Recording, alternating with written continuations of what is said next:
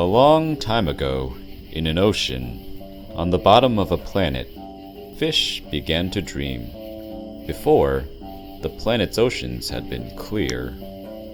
After, they began to fill with cast-off memories, because of course, the dreaming fish wanted to remember their dreams. The fish willed themselves into remembering until they began to forget. The waters around them grew murkier and murkier, memories floating off into darkness, until the fish could see no more. Their dreams became more and more abstract, more and more empty, until they lost all sense of geometry. The darkness that engulfed their world engulfed their minds, and slowly, fish forgot how to dream. Many, many years passed in the darkness. Stories of the old, clear waters haunted the planet. They were told to children, but the children couldn't change a thing. So the fish suffered in darkness. They rejoiced on the bright day when two fishermen arrived on the planet. Bick and Dill had traveled a long way to find this planet, halfway across a galaxy. Earth was new and surprising for them. They tried to interact with it, test its limits, and their attempts were fascinating to the Earthlings who turned up to document them. But the atmosphere didn't agree with their constitutions. The planet's creatures began to attack them. Flies. God damn it. Damn flies. Oh, they won't get away. Damn flies.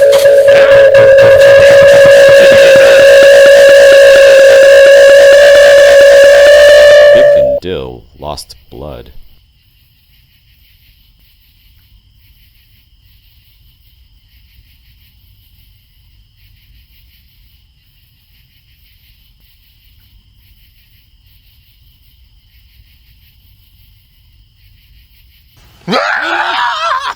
Once they learned to breathe again, Bick and Dill began to find the planet more exciting, less terrifying.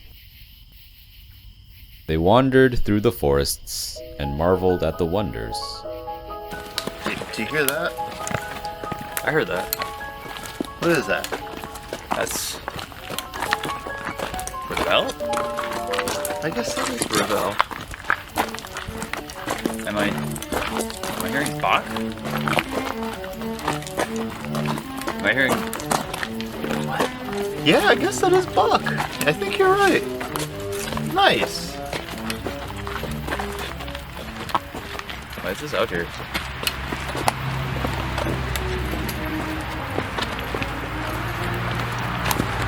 Damn. Alright. Should keep going. Is that... Yeah. Is that Debussy?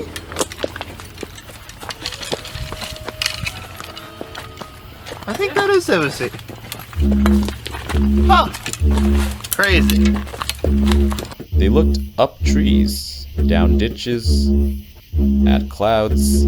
They saw flowers and memories of fire, and they saw potential. They wandered for a long time and saw both scary and soothing things. They wandered on till they weren't really looking anywhere at all, just looking ahead, or at the ground, or at the sky, just going till they got somewhere. Somehow, in all their wandering, they never came across the water. No matter where they looked, they couldn't find a spot to fish. There's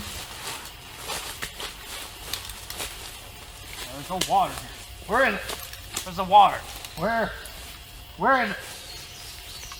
There's no water here. Is that water? What? Oh no, it's no water here.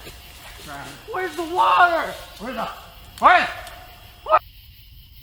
For a long time, through all their intergalactic travels, Bick and Dill had lived on a cloud of dreams.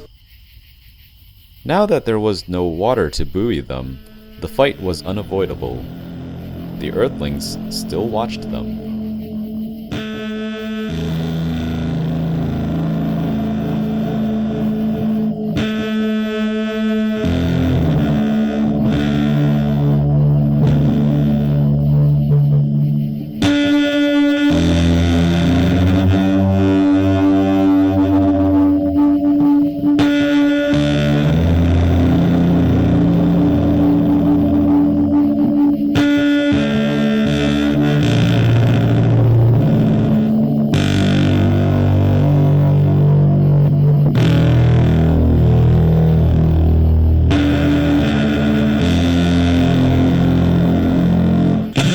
they tired themselves out, they began to ask about the difference between earth and water. There's no water. I found a single drop. Over there? No. No. No. Bird. God. Are we Thought it doing was this? water. What? We're not doing this right, are we? How can we be fishing if there's no water? I don't understand. We're fishermen. We know how to fish. We can fish. We were told there would be water. There was no water here. Tell you what, though. There's plenty of ground. There's a lot of ground. And I feel, there's fish in water. Why not fish in ground? Right. They gotta keep the fish somewhere. They're bound to be somewhere. There's no way they can just keep them in the water. There's water. Some land over there. Some land over there. I'm gonna cast out. Wanna get some fish? Here was as good a place as any to fish, they decided.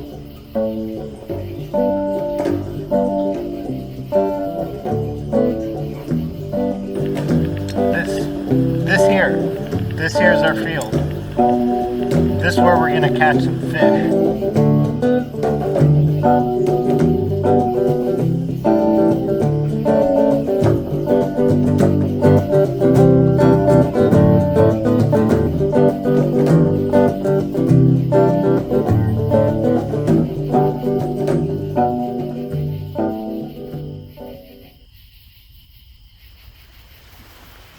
When their hooks sank into the earth, Bick and Dill forgot themselves.